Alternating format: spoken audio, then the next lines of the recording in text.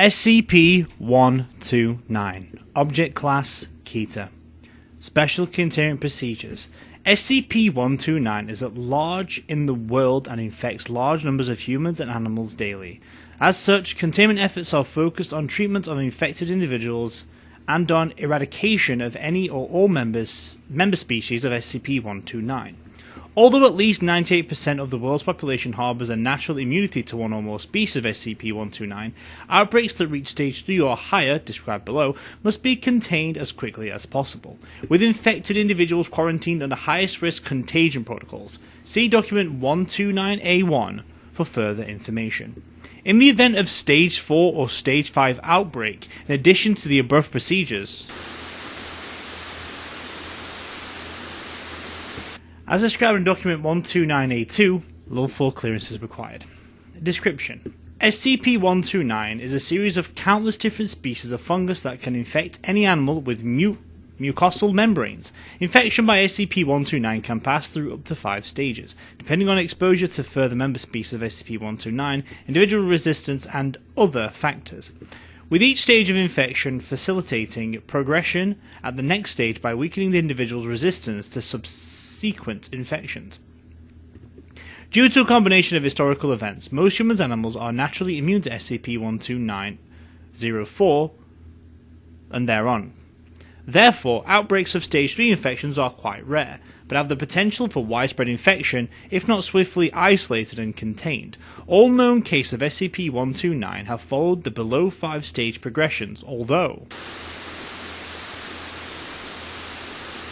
possibly due to mutation. Stage 1. The first organism, SCP-129-01, attacks the victim's mucosal membranes, multiplying quickly and unobtrusively. A faint yeast-like smell might be detected, but beyond that, SCP-1291 is asymptomatic. A second organism can then infect the host, causing the victim to experience symptoms identical to those of acute viral nasopharyngitis, or the common cold. The decreased efficiency of the host immune system due to infection from SCP-129-02 allows SCP-1291 to become entrenched further. SCP-1291 and 1292 generally leave the host body within 4 to 6 days. Though both species are fairly widespread and most of the population has little to no protection against either organism, they pose little danger themselves except to facilitate infection by SCP-1293. Stage 2. Although SCP-1293 is usually stopped by natural mucus, Stage 1 infection changes the composition of the host mucus so that the host is significantly less resistant to SCP-1293. Once established in the host, SCP-1293 alters the host's mucus, lymph, and blood such that other SCP-129s can thrive in the host. Symptoms of Stage 2 infection include greatly increased mucus production, a nagging cough due to excess phlegm, a lingering low-grade fever, increased sweating and salivating, a somewhat increased preference for vegetables, and the complaint that certain fruit juices taste odd. Infection by SCP-1293 generally lasts anywhere from 2 weeks to 4 months before being driven out by the immune system, unless the host enters Stage 3 infection. Some of the humans have experienced Stage 2 infection at some point, but due to natural immunities and the relative rarity of Stage 3 species, less than 10% of that population have passed into Stage 3. Stage 3. In the absence of SCP-1293, nearly all animals are immune to 3 species that cause Stage 3 infection. However, a small number of Stage 2 victims can become infected with one or more of these species. In these cases, the fungal infections become entrenched in the host and cannot be removed without extraordinary measures. Individually, the 3 species elicit different symptoms in the host. SCP-1294 causes increased tear production, slight yellowing of the eyes,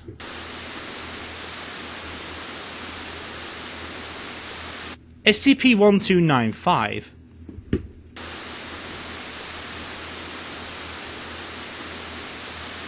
causes the host nails to thicken and slightly increasing earwax production. SCP-1296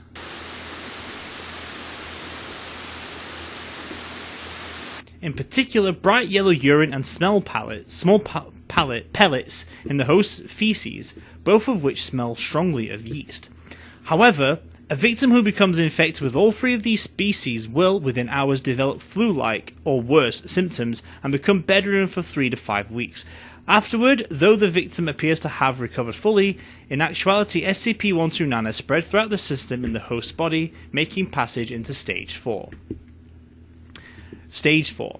Victims who reach Stage 4 appear generally healthy and indeed may be lively and energetic than at any time since first contracting SCP-129. In actuality, SCP-1291 through 1296 have spread throughout the host body, completely infiltrating the subject's immune, respiratory, circulatory, reproductive,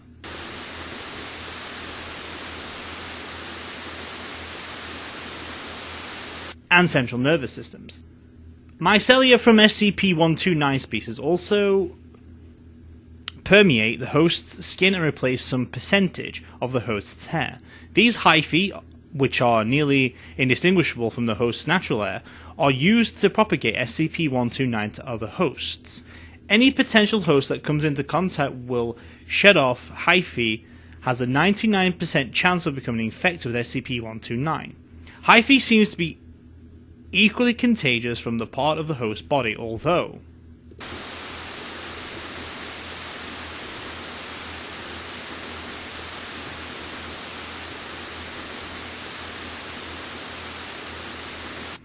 if sexually transmitted due to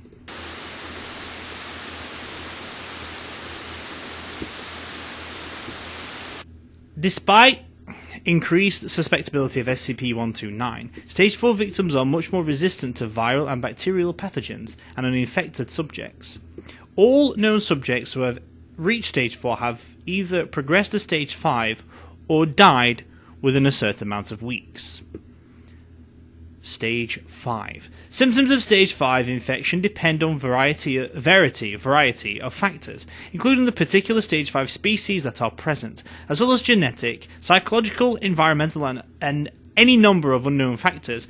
However, as in Stage 4, all Stage 5 victims are highly contagious and can infect victims who had previously shown complete immunity. Notable manifestations of Stage 5 symptoms. February. Witnesses riding in a computer train car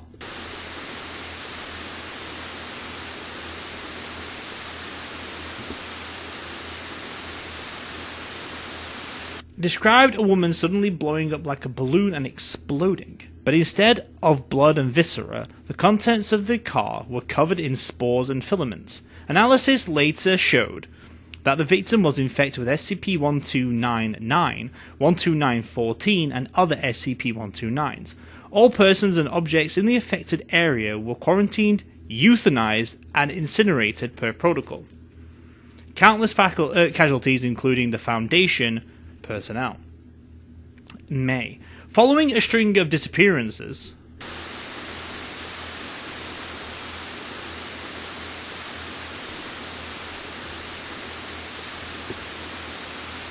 were tracked to a cave several kilometers from town. Inside, investigators found several pulsating mounds of flesh and vegetative material. Although most were unrecognizable, a few of the entities retained some human characteristics and were identified as some of the missing citizens.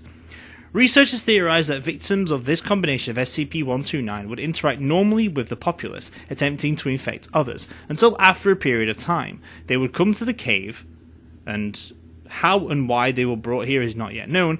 However, upon arrival, the victims would be changed into the pulsating vegetative flesh mounds, which appeared to be organisms modified to prove a long-term source of sustenance for SCP-129. Analysis suggests the flesh mounds could potentially live for countless years. Autopsy revealed the presence of SCP-129-10, 129-11, 129-14, and other SCP-129s. Site quarantined and sanitized per protocol. Unknown number of casualties.